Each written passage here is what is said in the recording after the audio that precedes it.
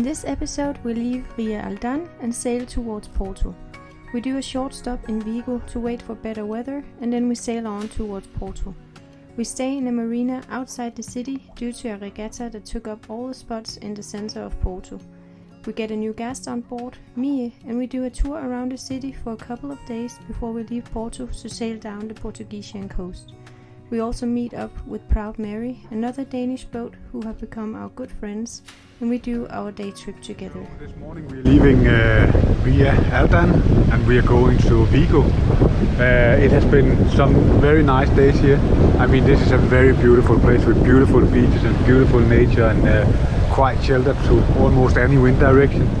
We would have loved to stay here some more days, but we kind of need to get to Elisabeth now by the end of the month, so we need to speed up a bit. So we are going to Vigo today, and hopefully we will set out for Porto on Thursday. The weather looks like we're gonna get some nice wind from the north, so that will be a nice day of sailing.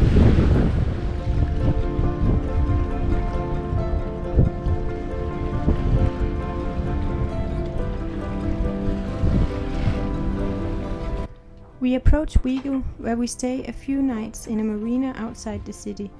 We just stop to get groceries and to wait for better weather. And we get to stay in the most expensive marina so far, Marina Davida Sport. It was nice service, but we will definitely recommend to choose the marina in the center of the city, because this one was 5 kilometers outside of the center. But we spent a day here before we continued towards Porto. So we left Vigo here 6 o'clock in the morning.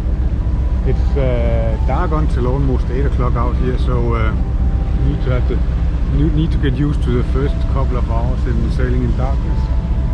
But that's quite okay. We will be out of the rear before we see the lights, and then we'll probably set sail. Hopefully the wind will pick up a bit more than this, but we should have a nice sail towards Porto today. We are going to sail approximately 60 nautical miles and expect that to be like somewhere between 8 and 10 hours, but we'll see.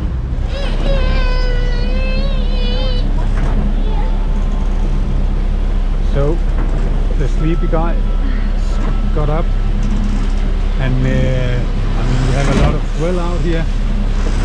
We are still running on the motor because there's not enough wind and it's completely downwind. We still have our sail up, so it's flapping a lot, but just try to stabilize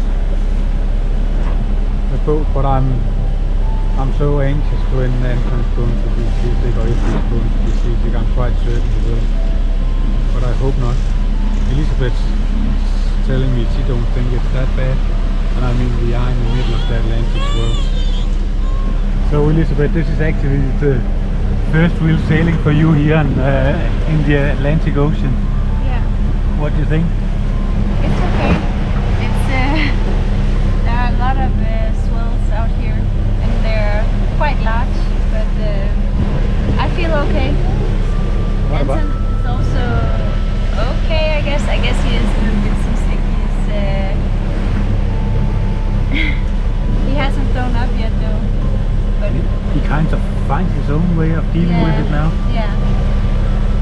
And he wants to play sometimes, and then he wants to lay down. And I think he's doing quite well. He's doing good. So. And we have only about 6 hours to go, so we're almost there. Yeah, well, 6 hours. Yeah, we're almost there. It's nice. It's okay. Everything is fine. The weather is nice. It's sunshine and blue sky. But it's really rolling. I mean, it's really. I can understand how you can get seasick from this. This is the life on the Atlantic, right? Yeah. Get used to it.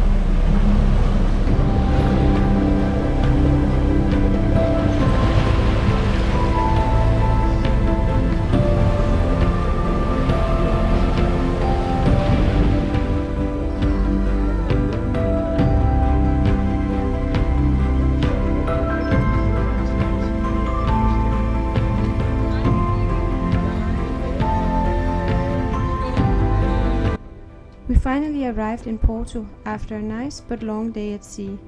We were a bit challenged getting into the marina because of the wind, and sometimes 2 people on this size of boat and with a 2-year-old can be difficult when things do not go as planned. but we managed to get moored in the marina with some help from the staff.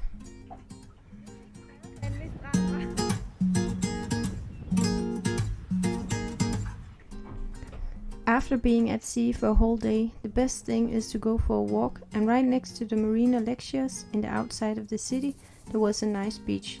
Not child-friendly, but wide and beautiful, just like the beaches at the west coast in Denmark, and Anton enjoyed chasing all the birds.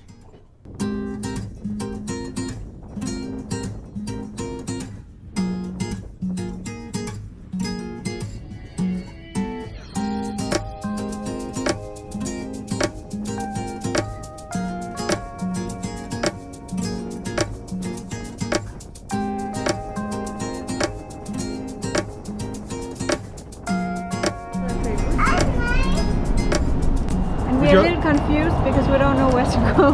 We just got here. We took the bus and then shifted to the metro, and Anton was so much looking forward to go by train, and then he just fell asleep. So we're here now. I guess we're in the center, but we need to kind of find out where to go and what to see. Yeah.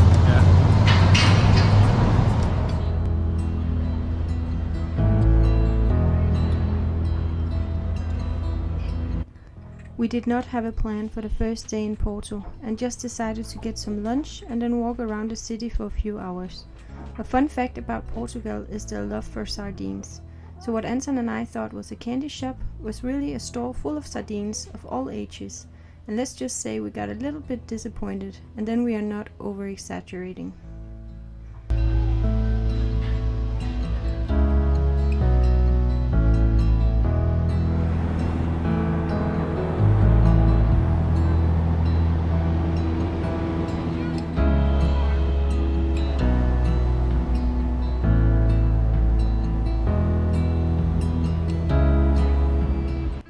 The next day, Anton and I planned a trip with the crew from Proud Mary, Louise, her dad, and Carl in Vigo. We started on a local market by coincidence, and that was quite impressive, with a lot of fish and vegetables.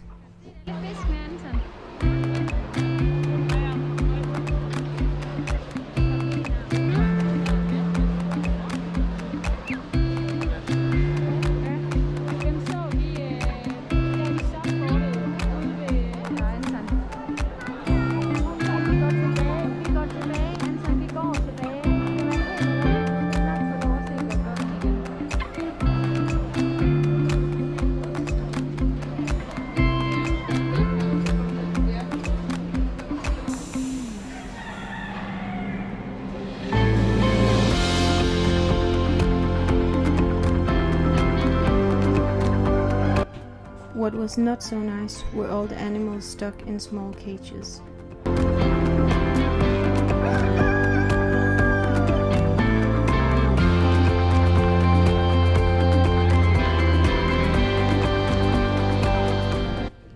After the market, we then took the bus and went to World of Discoveries in the center of Porto. The museum is an interactive museum and theme park that reenacts the fantastic odyssey of the Portuguese navigators crossing oceans to discover a previously unknown world. It was not as big as we expected, and we spent maybe 1.5 hours in there. But the boys had fun, and the last part of it, where you sail through the different worlds, were a lot of fun. It is a nice thing to do with kids in Porto.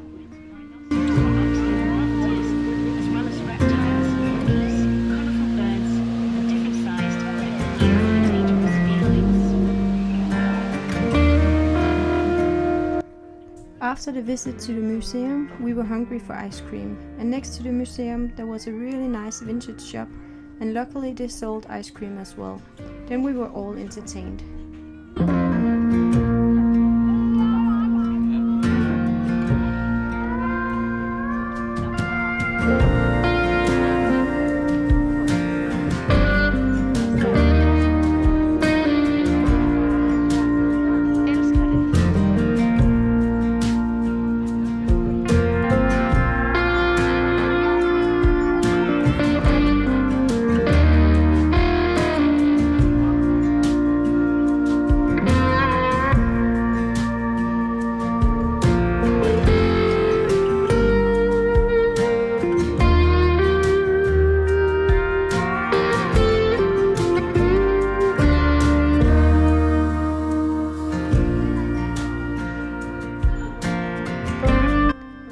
next day we prepared the boat for our new gast Mie, who was arriving that same night.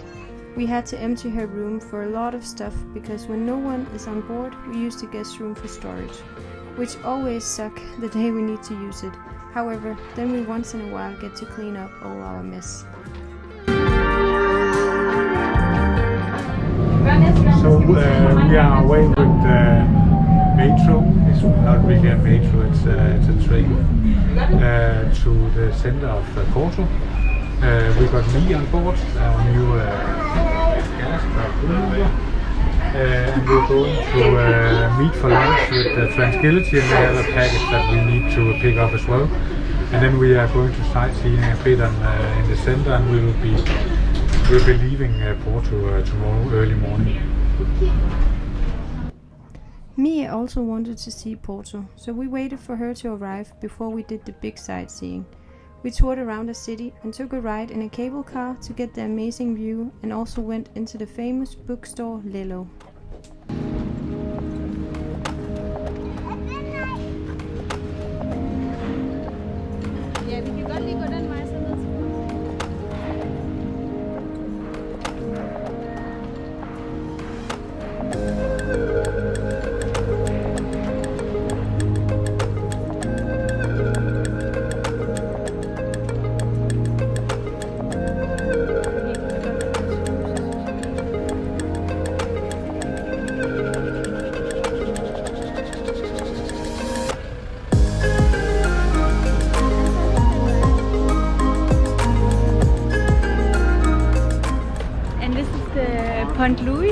Bridge, a very iconic bridge over the Douro River.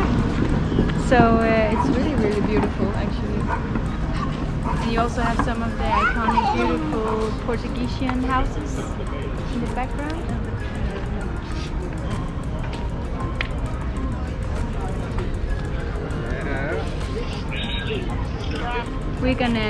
We're gonna walk over it right now.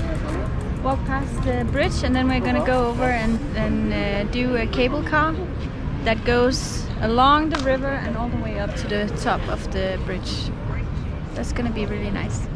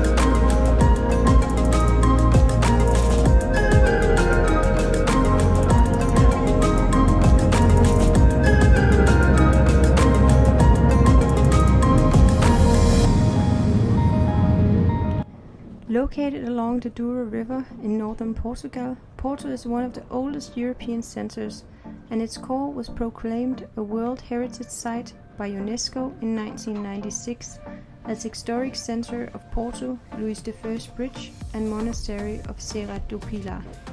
The historic area is also a national monument of Portugal. The western part of its urban area extends to the coastline of the Atlantic Ocean. The city has 230,000 people in the very center of the city and 1.7 million people in Porto's metropolitan area. We really love this city, and it is one of our favorite cities in Europe. And the best thing is to get surprised, because we didn't have any expectations prior to our visit.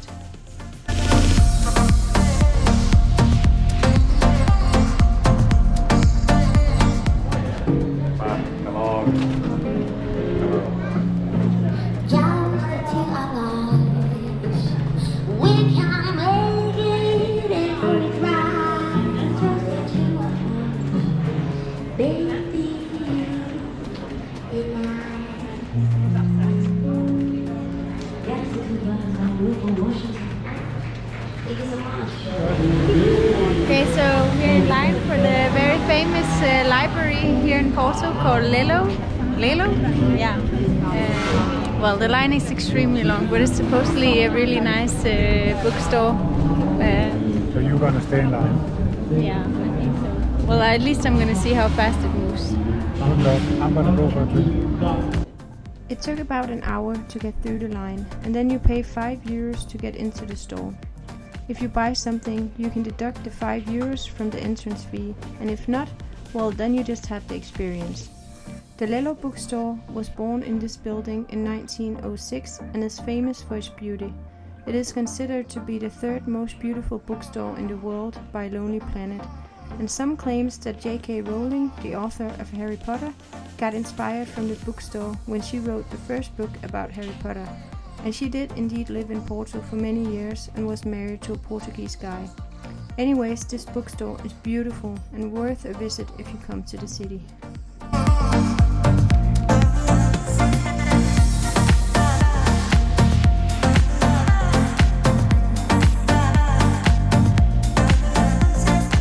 We have left Porto and heading south. We don't know which marina we will enter yet.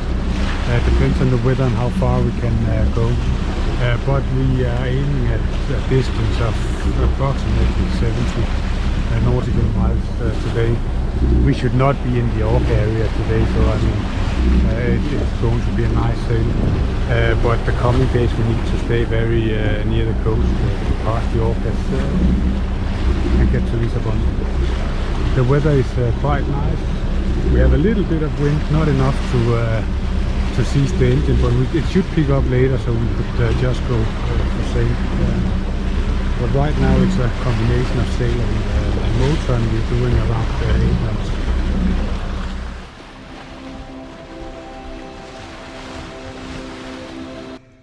Luckily, it was not orcas but dolphins who came to visit us on our sail from Porto to Figueira da Foz. The whole situation about orcas was quite stressful. There had been a lot of boats that had gotten their rudder damaged when encountered with orcas. The attacks started out around Gibraltar, but then moved north towards Portugal during the weeks we were sailing in the area. Therefore, we stayed close to the coast, around 10 meters water depth, to avoid getting attacked. Later, we left Cascais together with 2 other Danish boats to have support should any be attacked by the orcas.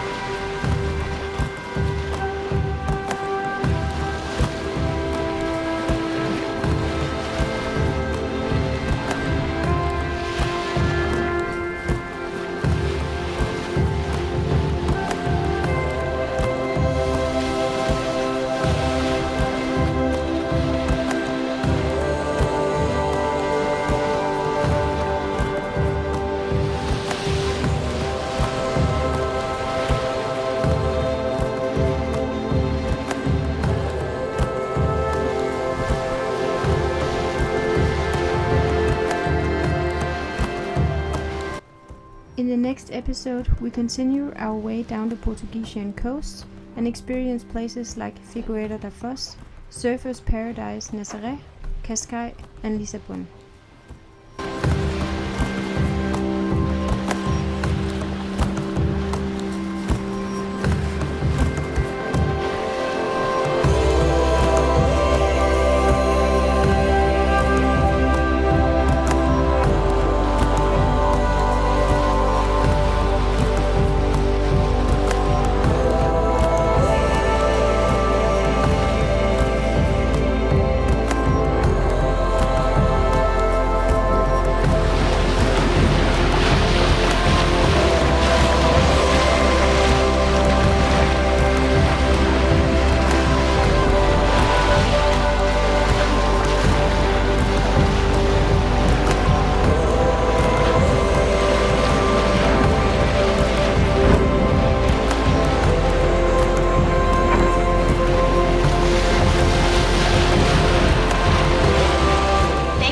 for watching.